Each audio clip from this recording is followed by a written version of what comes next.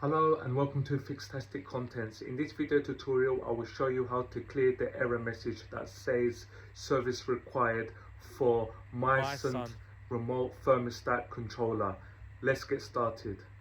So as mentioned, it's flashing service required and services to the thermostat is limited. You can't do much. So what you need to do is hold down 1HR bottom left and the top right H button both together. Press them both together for up to 15 seconds. So keep holding the two buttons, the bottom left and the far right.